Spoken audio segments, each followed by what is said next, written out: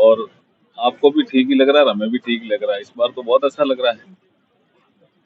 बहुत अच्छा लग रहा है कि ठीक लग रहा है? क्या ठीक अच्छा नहीं होता है? सर 2008 के बाद में कभी भी आपके पास यह सीट रही नहीं है, बड़ी चुनौती थी। इस बार जीत रहे हैं, इस बार जीत रहे हैं। खींवसर तो पक्का ही जीत रहे हैं, कोई मुझे नहीं लगता कि कोई इसमें किंतु परंतु है। जीत रहे हैं। में से एक सीट अभी वर्तमान में भाजपा के पास थी और 6 कांग्रेस के पास थी। इस बार अब कितनी सफलता की उम्मीद है भजनलाल सरकार के कार्यकाल? देखिए, हम बेहतर प्रदर्शन करेंगे इस बार। 4-5 जगह तो मैं जाके आया हूँ, अभी मुझे 84 और सलूम्बर जाना है, तो उसकी सूचना मैं बाद में दूंगा। बाकी हम सब जगह आगे हैं इस बार, ऐसा लग रहा है। सूचनाएं तो यही आ रही है हमारे पास। खींवसर को लेकर क्या? खींवसर निश्चित रूप से जीतेंगे, निश्चित रूप से। इस बार तो परिस्थितियां जो हमारे अनुकूल हुई है, बहुत अनुकूल हुई। सर इस बार गठबंधन नहीं है, तो आपको क्या लगता है इससे फायदा मिलेगा आपको? कांग्रेस का त्रिकोणीय मुकाबला जो हो गया है। देखिए, अल्टीमेटली क्या है जी, हनुमान बेनीवाल जी कांग्रेस को ही समर्थन दे रहे हैं ना। अल्टीमेटली वो एमपी इलेक्शन में भी उनका ऐसा ही रूप था।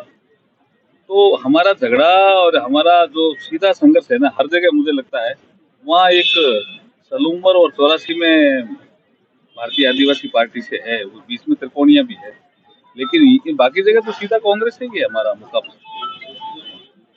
और ये इनडायरेक्ट है, ये इनडायरेक्ट कांग्रेस है, अल्टीमेटली तो कांग्रेस ही। आपको लगता है सरकार के जो फैसले लिए गए हैं उन सबका लाभ इसमें मिलेगा?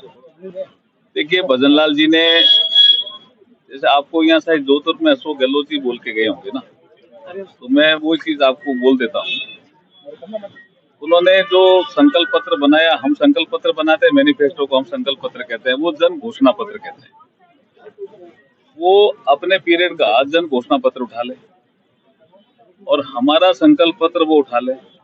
भजनलाल जी ने 10 महीने में जो संकल्प पत्र के काम पूरे किए हैं वो टिक कर लें, और उन्होंने 10 महीने में क्या किए वो टिक कर लें। उससे पता चल जाएगा कि हमारी गति बहुत आगे है विकास के मामले में। साहब, वक्फ बोर्ड पे गतिरोध बनाए थे किसी के अंदर, क्या कहना चाहेंगे? क्या सरकार जिस इंस्टीट्यूट बिल को लाके आगे पारित करवाना चाह रही है, क्या रहेगा? देखिए, वक्फ बोर्ड में संशोधन होना चाहिए, ये डिमांड तो मुस्लिम समुदाय से ही आई थी हमारे पास। जो माइनॉरिटी मिनिस्ट्री है उनके पास आई थी, इवन कानून मंत्री हमारे पास भी आई थी कि साहब वक्त की जमीनों पे लोगों के कब्जे हैं, कलेक्टर भी सर्वे नहीं कर सकता, और अगर किसी गांव में कोई बोर्ड लग गया कि ये संपत्ति वक्फ बोर्ड की है, तो वो पूरा गांव ही वक्फ बोर्ड का हो जाता है। तो ऐसे जो विसंगतियां पैदा हुई है, पार्लियामेंट में इसमें संशोधन का बिल लाना चाहिए, ये डिमांड मुस्लिम समुदाय से आई थी। अच्छा, इसमें अगर सुधार होता है तो सबसे ज्यादा फायदा मुस्लिम समुदाय को ही होगा, जो गरीब मुस्लिम समाज है, औरों को तो किसी को ही नहीं होगा। इसमें जो विरोध है वो राजनीतिक कारणों से है, तर्क संगत विरोध नहीं है, राजनीतिक कारणों से विरोध है।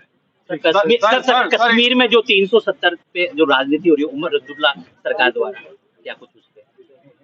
370 पे अब क्या जो कुछ भी राजनीति करे, वो एक तो चीज कह रहे हैं जो मेरे ख्याल में उनको या तो ऐतिहासिक पहलू उनके समझ में नहीं आए। वो एक चीज कह रहे हैं कि बाबा साहब भीमराव अम्बेडकर जी ने कब विरोध किया 370 का।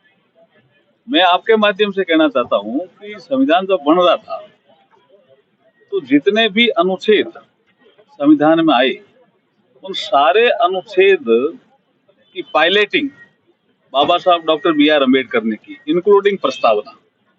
कोई ऐसा अनुच्छेद नहीं है जिसकी पायलटिंग बाबा साहब ने नहीं की, जिसमें संशोधन पेश हुए उनकी रिप्लाई बाबा साहब ने नहीं की। 370 बाबा साहब से आपने पायलटिंग क्यों नहीं कराया? गोपाल स्वामी अयंगर से क्यों कराया आपने? यही तो सबसे बड़ा मुद्दा है। एक ऐसा आर्टिकल है जो बाबा साहब ने पायलटिंग नहीं किया, और बाबा साहब का इसमें कोई इनपुट नहीं है संविधान सभा की डिबेट में।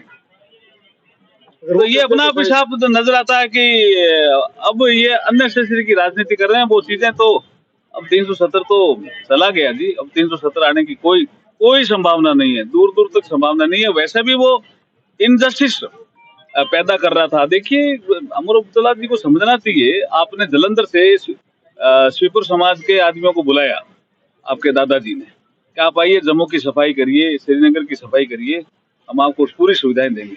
बाद में आपने क्या निर्णय कर दिया कि जो कश्मीर में नहीं जन्मा वो कोई नौकरी नहीं लग सकता, तो बोला हम कहाँ जाएं? बोला आप सफाई करो, सफाई कर्मी रहेंगे।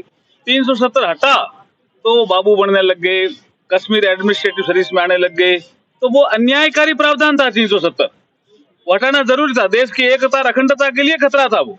धन्यवाद सर आखिरी सवाल सर, प्लीज एक सेकंड सर। सर पिछले 7 दिनों से जोधपुर में एक अनिता चौधरी हत्याकांड है, बॉडी 6 टुकड़ों में मिली थी, उसको लेकर परिवार वाले आप लोगों से उम्मीद कर रहे हैं, क्या लगता सर?